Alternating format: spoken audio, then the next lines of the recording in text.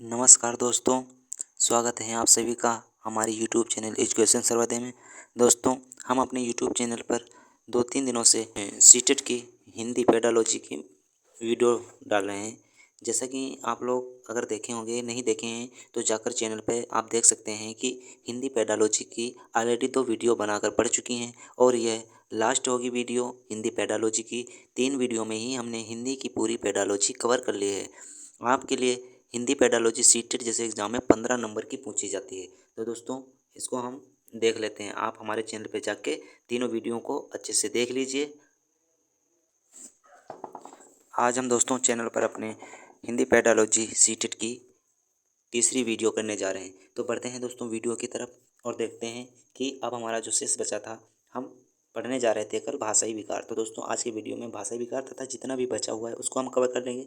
ये दोस्तों आप लोगों की और डिमांड रहेगी तथा कुछ जो भी 1-2 चैप्टर छूट रहे होंगे, 1-2 चीज़ें इंपॉर्टेंट जैसे लगेंगी छूट रही होंगी, तो उसको हम चौथे वीडियो में आराम से कवर कर लेंगे। पहले दोस्तों हम हिंदी पेडालॉजी की वीडियो कवर कर रहे हैं, उसके बाद इंग्लिश पेडालॉजी की, मतलब 5 की पाँचों ही सीटेट में 5 पेडालॉजी पूछी जाती हैं। पेडागोजी की पाँचों क्लासें हम दोस्तों कंप्लीट कर लेंगे। उसके बाद में जितना अगर बच जाएगा, समय बच जाएगा, तो दोस्तों उसके बाद में और भी सब्जेक्ट सीडीपी वगैरह या मैथ वगैरह आप लोगों को करवा दी जाएगी। तो बढ़ते हैं हम दोस्तों वीडियो की तरफ और देखते हैं हमारे भाषाई विकार। भाषाई विकार वे होते हैं जो जिनको बोलने में, जैसे किसी कोई बच्चा किसी चीज़ को बोलने में असहज है, मतलब उसको बोल नहीं पा रहा है, तो उसको कहेंगे कि इसको बोलने संबंधी विकार है। जैसे कोई बालक कोई चीज़ लिख रहा है तो उसको लिखने में अक्षमता है, मतलब विकार है, अक्षमता, तो उसको कहेंगे कि इसको लिखने में अक्षमता हो रही है। इसको ये चीज़ें होते हैं कि इनको मनोवैज्ञानिक साइकोलॉजी से और इंग्लिश में क्या कहते हैं, साइकोलॉजी में क्या कहते हैं और इंग्लिश में क्या कहते हैं उनको, तो हम दोस्तों देखेंगे उनको क्या कहते हैं। जैसे कोई बालक है जैसे कोई बालक है, भाषा को समझने में जिसको दिक्कत है, वो कोई भी भाषा लिखी होती है उसको समझ ही नहीं पाता है। कोई भी भाषा को वो समझने में उसको अक्षमता महसूस करता है, उसको बहुत कठिनाई होती है किसी भाषा को समझने में, तो उसको हम क्या कहेंगे, अफेजिया हो गया है, अफेजिया नामक रोग हो गया है, या उसको अफेजिया है। साइकोलॉजी में अफेजिया कहेंगे उसको, कि भाषा उसको समझने में नहीं आ रही है, मतलब कौन सा रोग है। इस स्टेट में ऐसे पूछ लिया जाता है कि कोई बालक है वो किताब को देखता है और बार बार उसको पढ़ने की कोशिश करता है, बट उसके उसमें लिखी लैंग्वेज उसको समझ में नहीं आती, तो उसको कौन सा रोग हो गया है। ऑप्शन में आपके दे देगा अफेजिया, डिसलेक्सिया, डिस्ग्रेजिया। तो आपको दोस्तों सीधा वहाँ पे अफेजिया पे टिक करके आना है। वहाँ पे दोस्तों आप अफेजिया लगा देंगे, आपका सही हो जाएगा दोस्तों। तो अब देखते हैं पठन संबंधी विकार, मतलब कोई बालक है तो उसको समझ में तो आती है, लेकिन पढ़ने में उसको अक्षमता है, वो पढ़ नहीं पाता है। वो जैसे साबुन पे जैसे कोलगेट मंजन लाया तो उसको कोलगाटे पढ़ रहा है, या कुछ भी पढ़ रहा है, या कालगाट पढ़ रहा है। या ऐसे ही दोस्तों, जैसे कोई जैसे लक्स साबुन हो गई दोस्तों, जैसे उस पर लिखा होता है LUX, मतलब लक्स लिखा होता है, लक्स शॉप लिखा होता है, तो दोस्तों उसको पढ़ने में कठिनाई हो तो वो क्या कहेगा, उसको विकार है, वो सही शब्द उच्चारण ही नहीं कर पाता, सही शब्द पढ़ ही नहीं पाता, तो वहाँ पे ये क्या कहेगा, यहाँ पे लक्स को लुक्स पढ़ सकता है। ठीक है दोस्तों, तो ये इसका पठन संबंधी विकार हुआ। और पठन संबंधी विकार को क्या कहते हैं, डिसलेक्सिया। डिसलेक्सिया मतलब पठन संबंधी विकार। आगे दोस्तों 3 नंबर देखते हैं डिसग्रेजिया। डिसग्रेजिया, ग्रेजिया मतलब लेखन संबंधी विकार है दोस्तों। लेखन संबंधी विकार है दोस्तों, वहाँ पे वो अच्छे टेढ़े मेढ़े बना रहा है या किसी तरीके से लिख रहा है, उसको लिखने में दिक्कत है दोस्तों। कभी कभी 79, 89, 69 में कन्फ्यूजन हो जाता है। इस तरीके से दोस्तों उसको लिखने में अक्षमता होती है, तो यहाँ पे कहेंगे कि जो लिखने में अक्षमता होती है उसको डिसग्रेजिया कहते हैं। और दोस्तों लिखने संबंधी विकार को या अक्षमता को डिसग्राफिया भी कहते हैं। लिखने संबंधी विकार या अक्षमता को डिसग्राफिया भी कहा जाता है। अगला दोस्तों क्या होता है, डिस्कैकुलिया, मतलब दोस्तों अंक गणितीय अक्षमता होती है इसमें। जैसे 6 को 9 पढ़ रहा है, 9 को 6 पढ़ रहा है, ये पढ़ नहीं पा रहा है, तो दोस्तों कौन सा पठन संबंधी विकार है। अंक गणितीय मतलब अक्षमता, मतलब गणित के अंकों को समझने में उसको दिक्कत हो रही है, ये समझ ही नहीं पाता है गणित के अंक में क्या लिखा है, कैसे लिखा है, उनको समझ ही नहीं पाता, तो उसको क्या कहते हैं, डिस्कैकुलिया कहते हैं, अंक गणितीय संबंधी विकार। और डिस्थीमिया उसको दोस्तों कहते हैं जिससे कोई अपने में ही मगन होता है, चलता जा रहा है, कुछ सोच कुछ हो रहा है, कर कुछ हो रहा है, उसको गंभीर तनाव हो गया, किसी डिप्रेशन में है, तो उसको क्या कहें, गंभीर तनाव के कारण प्रतिकूल प्रभाव होते हैं, तो दोस्तों उसको क्या कहते हैं, डिस्थीमिया कहते हैं। डिस्ग्राफिया मतलब लेखन संबंधी विकार, हम पहले ही देख चुके हैं दोस्तों। इसको अगर ये पूछ ले कि किसी भाषा को लिखने में संबंधी विकार है तो कौन सा विकार होगा, तो वहाँ पे हम लिखेंगे डिस्ग्राफिया, संबंधी विकार है किसी बालक को, अगर लिखने संबंधी विकार है तो उसको डिस्ग्राफिया है। अब दोस्तों बढ़ते हैं आगे, देखते हैं शिक्षण की प्रक्रिया, मतलब प्रोसेस क्या है इसकी, शिक्षण की प्रक्रिया क्या है। तो इसमें देखते हैं दोस्तों, पहले शिक्षण की प्रक्रिया द्विध्रुवी थी। ये ऐसे द्विध्रुवी थी, एक तरफ तो टीचर था, एक तरफ टीचर था, एक तरफ टीचर हुआ करता था और दूसरी तरफ स्टूडेंट हुआ करता था। द्विध्रुवीय थी। एक तरफ टीचर हुआ करता था और एक तरफ स्टूडेंट हुआ करता था। तो ये द्विध्रुवीय प्रणाली पहले थी। और द्विध्रुवीय प्रणाली को किसने दिया था? द्विध्रुवीय प्रणाली को वो जॉन्स एडम्स ने, मतलब एक लेखक थे एडम्स, एडम्स ने द्विध्रुवीय प्रणाली को दिया था। लेकिन यह दोस्तों आगे चलकर फेल हो गई और इसका रूप किसने ले लिया? जॉन डीवी वैज्ञानिक आए, उन्होंने अपनी प्रणाली को त्रिआयामी या त्रिध्रुवीय बताया।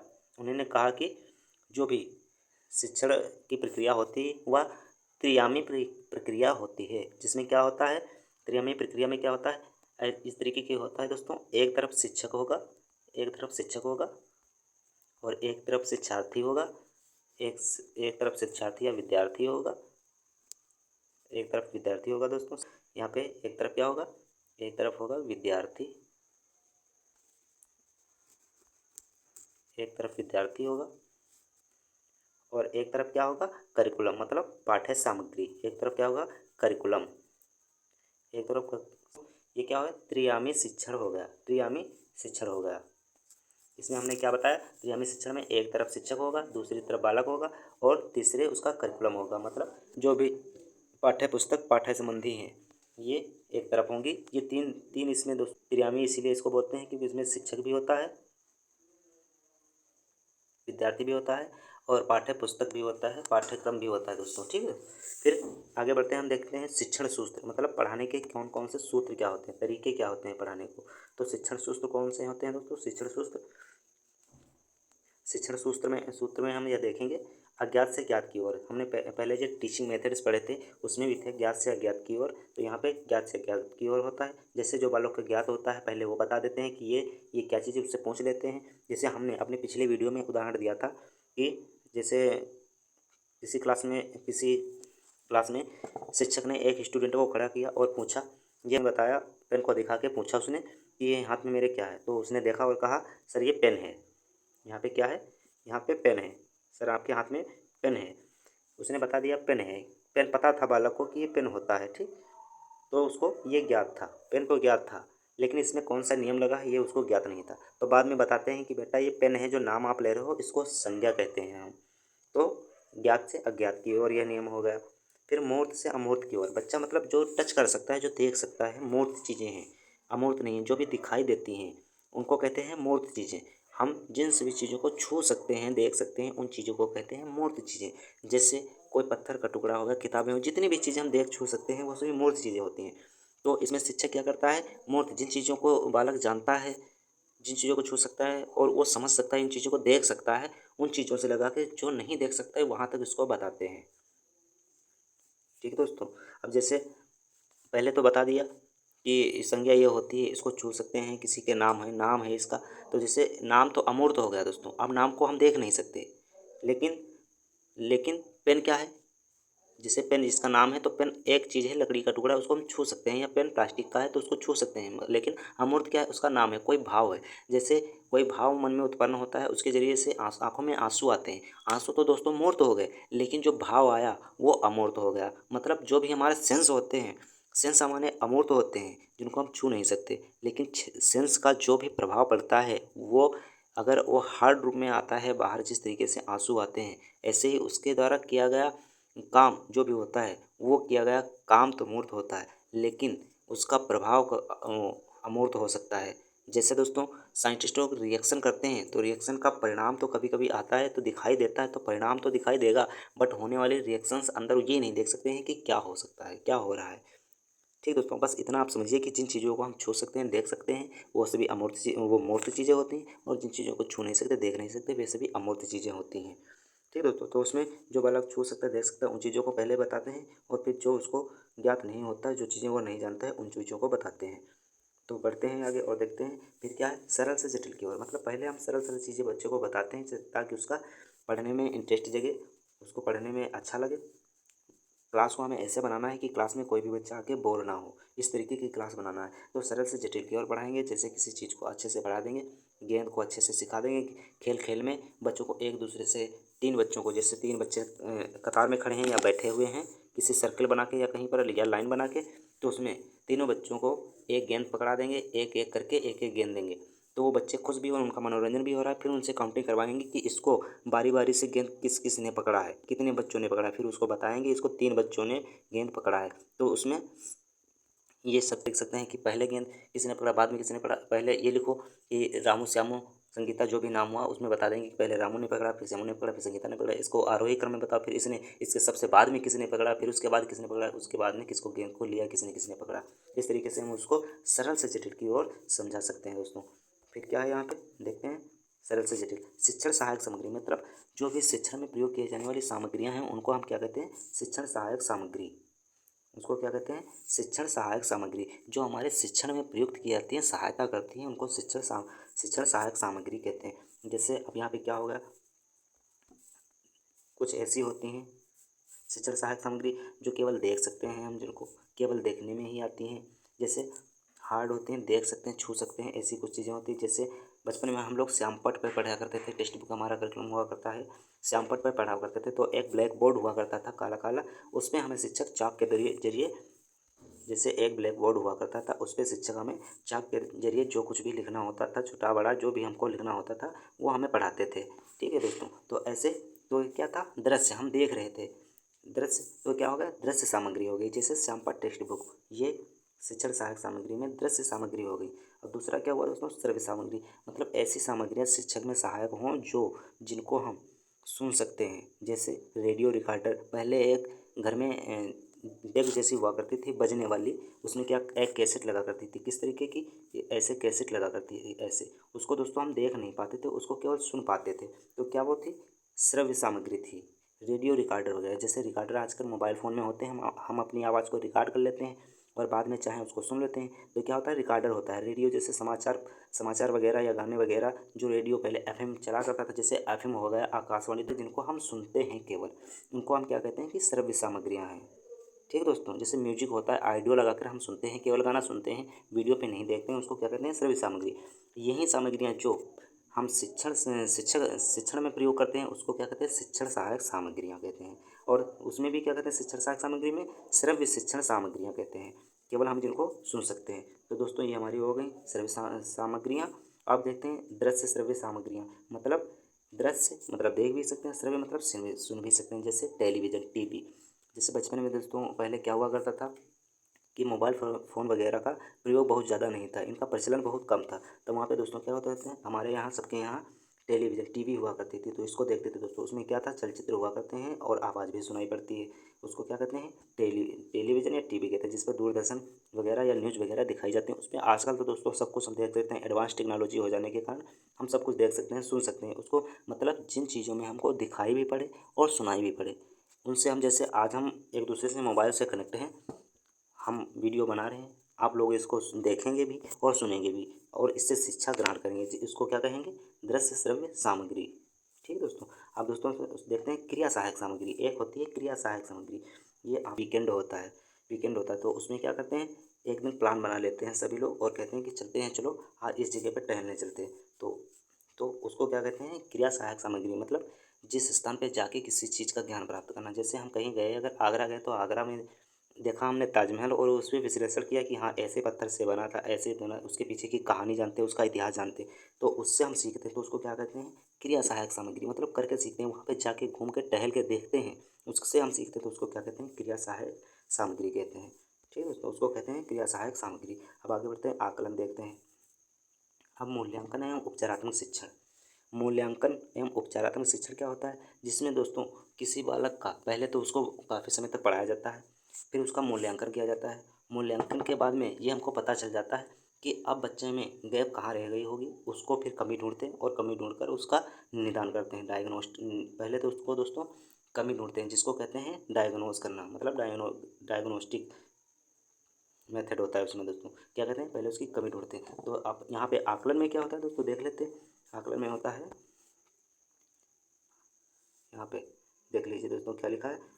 आकलन का उद्देश्य है कि जो कुछ हम बच्चों को सिखा रहे होते हैं उससे बालक को सीखने में मदद मिल सके।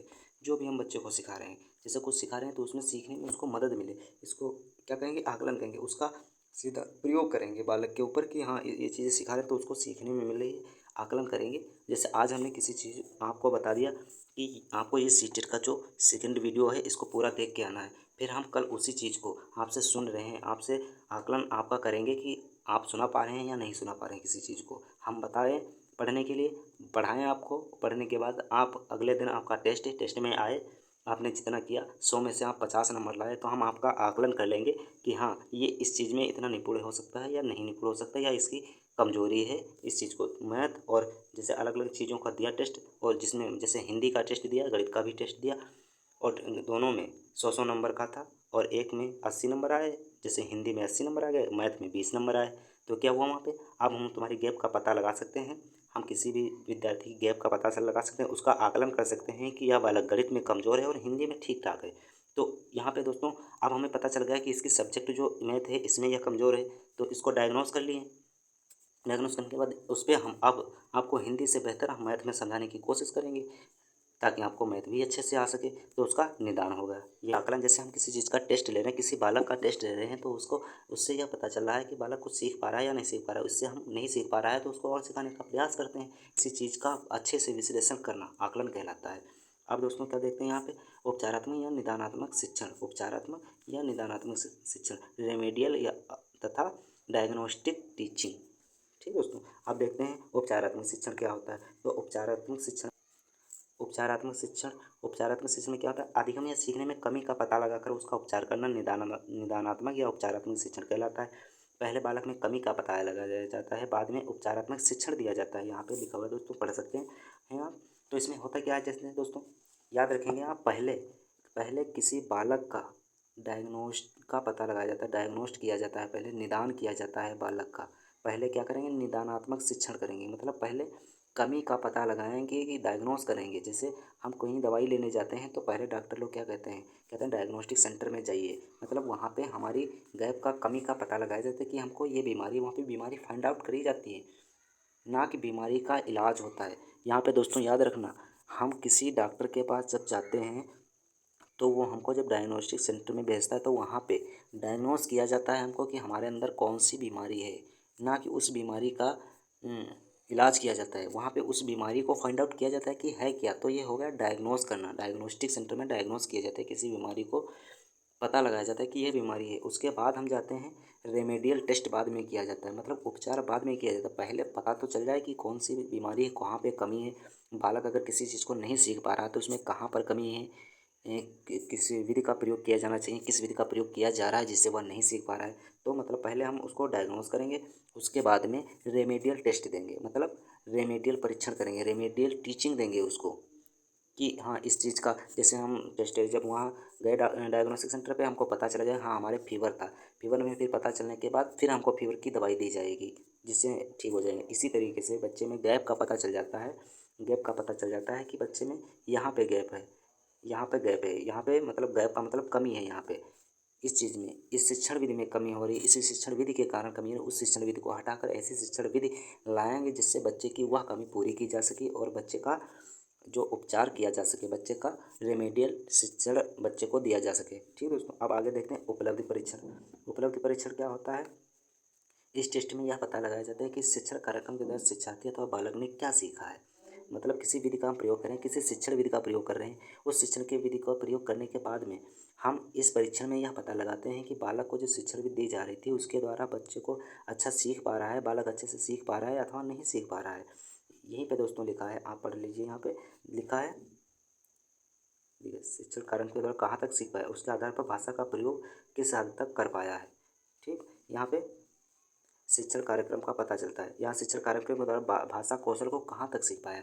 मतलब अगर हम कोई भाषा बच्चे को सिखा रहे हैं या किसी सब्जेक्ट के बारे में या किसी विषय के बारे में सिखा रहे हैं तो वहाँ पे इससे यह पता चलता है कि जो हम सिखा रहे हैं तो वो बालक उसको अच्छे से सीख पा रहा है, उसका प्रयोग अच्छे से कहीं पर कर पा रहा है। जैसे कोई भाषा सिखा रहे हैं तो उसमें उपलब्धि परीक्षण में देखते हैं कि बच्चे ने उपलब्ध क्या किया है, क्या उसका स्तर कितना बड़ा है भाई, वो हमारी बताई गई चीज़ों को या हमारी विधि से अच्छे से सीख पा रहा है, जो सब्जेक्ट हम सिखा रहे हैं वो अच्छे से सीख पा रहा है या केवल हम बड़बड़ाए जा रहे हैं नहीं सीख पा रहा है। ठीक, ऐसे समझ लीजिए दोस्तों, जैसे कि हम आपको वीडियो में बता रहे हैं ये सभी चीज़ें इस तरीके की होती हैं और आप उनको अच्छे से सीख पा रहे हैं या नहीं सीख पा रहे हैं, इसका हम अगर परीक्षण करें तो उसको कहेंगे उपलब्धि परीक्षण। आप कितना सीख पा रहे हैं, उसका प्रयोग उपयुक्त ढंग से कितना प्रयोग कर पा रहे हैं, तो उसको कहते हैं उपलब्धि परीक्षण। आगे दोस्तों होता है दक्षता परीक्षण। मतलब दोस्तों दक्षता परीक्षण, स्किल टेस्ट इसको कह सकते हैं। स्किल टेस्ट मतलब स्किल का मतलब यही होता है कि हम किसी चीज़ में कितने निपुण हो गए हैं। मतलब अगर हम इंग्लिश सीख रहे हैं तो अब हमारा टेस्ट अगर हो तो जैसे 50 नंबर का टेस्ट अगर लिया जाए तो उसमें अगर हम 45 नंबर लाते हैं तो उसमें यह हमको हम पता चलता है कि हम कितने निपुण हैं इस चीज़ में, हम कितने दक्ष हैं इस काम को करने में, इस भाषा को सीखने में, इंग्लिश सीखने में कितने दक्ष हैं। अगर इंग्लिश के पेपर 50 में से 45 नंबर लाते हैं तो हम उत्तम श्रेणी में माने जाएंगे कि हाँ हमको अच्छे से हम इसमें दक्ष हैं, किसी काम को करने में कितने निपुण हैं, उसको कहते हैं दक्षता परीक्षण। आप पढ़ लीजिए दोस्तों क्या लिखा है इस परीक्षण में।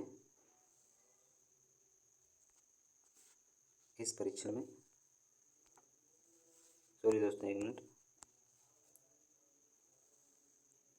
क्या लिखा है? इस परीक्षण में यह जाना जाता है कि विद्यार्थी या बालक या शिक्षार्थी, कुछ भी कह सकते हैं इनको, शिक्षण विषय को कहाँ तक समझ पाया, मतलब जो हम सिखा रहे हैं वो कहाँ तक समझ पाया, और भाषा कौशल में उसकी दक्षता प्रवीणता क्या। जैसे हम हिंदी सिखा रहे हैं या इंग्लिश सिखा रहे हैं तो उसको दक्ष कितना है, या बोल पाता है या नहीं, लिख पाता है या नहीं, समझ पाता है या नहीं समझ पाता है, इससे उसका पता चलता है। इस टेस्ट के अंदर दक्षता परीक्षण में कितना आगे गया है यह समझ पाते हैं, मतलब इसको अच्छे से उसमें कितना निपुण है यह समझते हैं।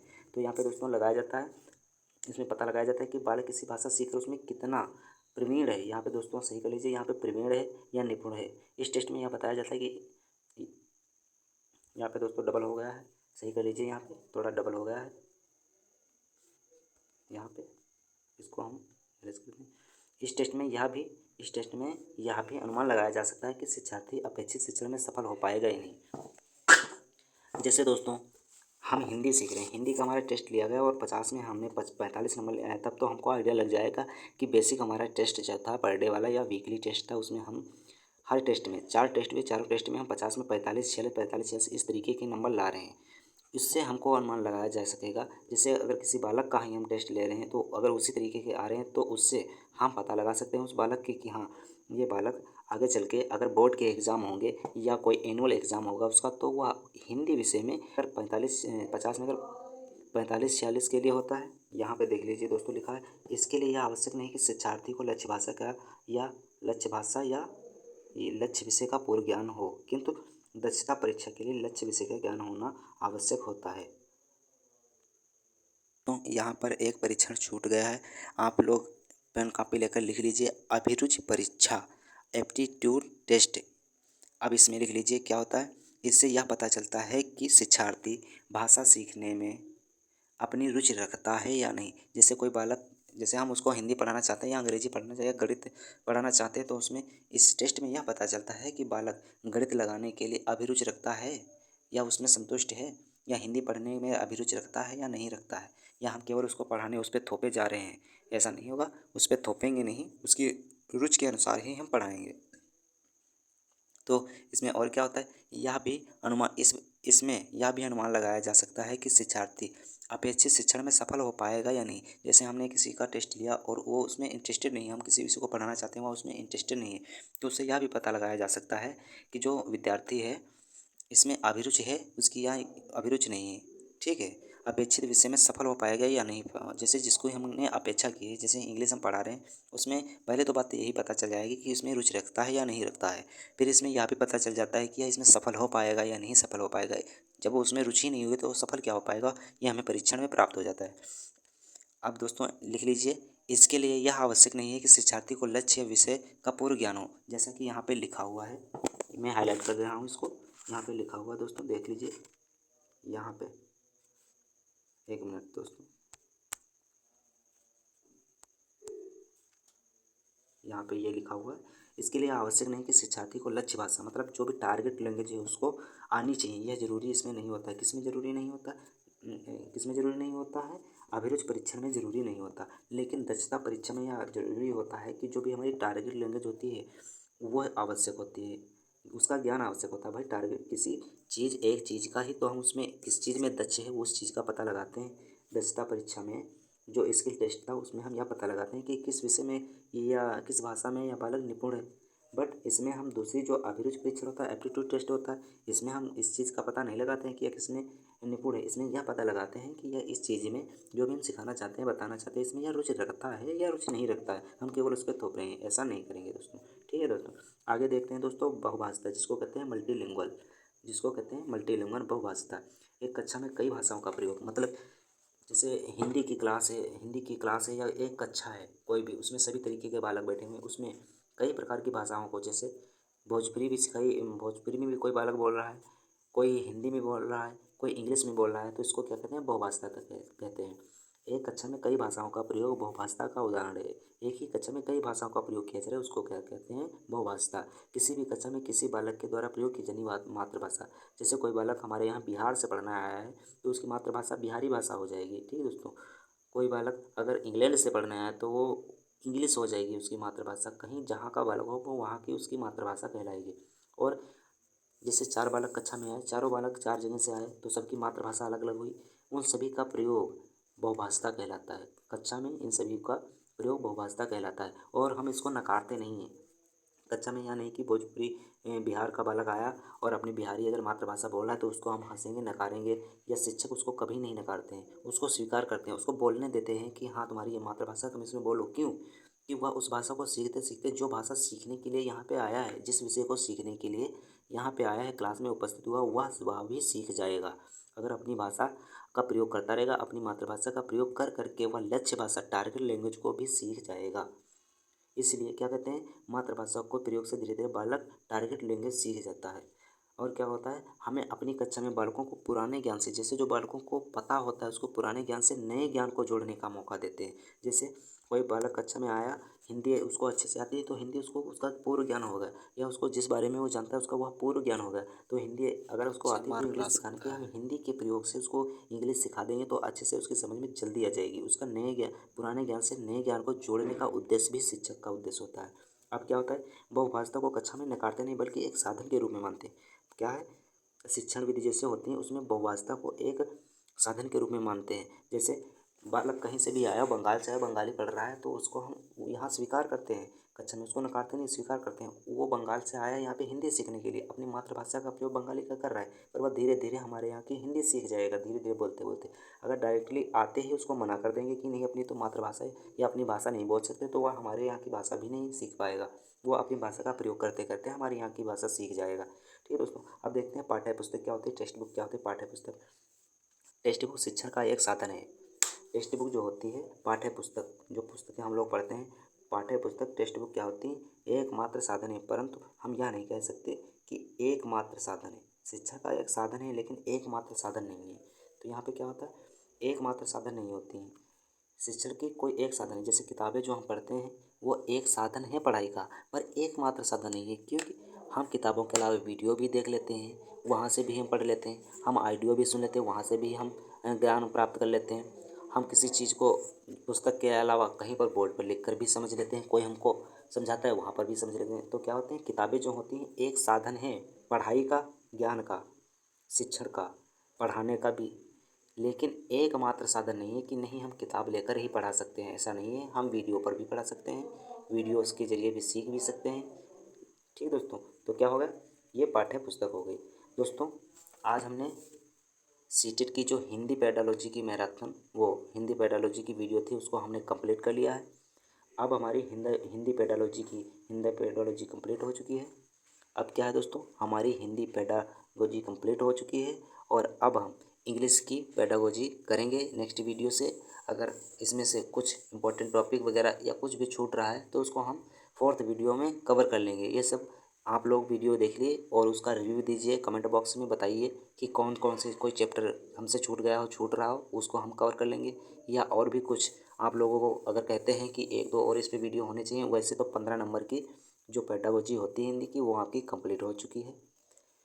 तो दोस्तों, मिलते हैं अगले वीडियो में, तब तक के लिए नमस्कार, जय हिंद। दोस्तों, वीडियो पर नए हो, वीडियो को सब्सक्राइब कीजिए, वो चैनल को सब्सक्राइब कीजिए और वीडियो को लाइक कीजिए, दोस्तों के साथ शेयर कीजिए। धन्यवाद दोस्तों।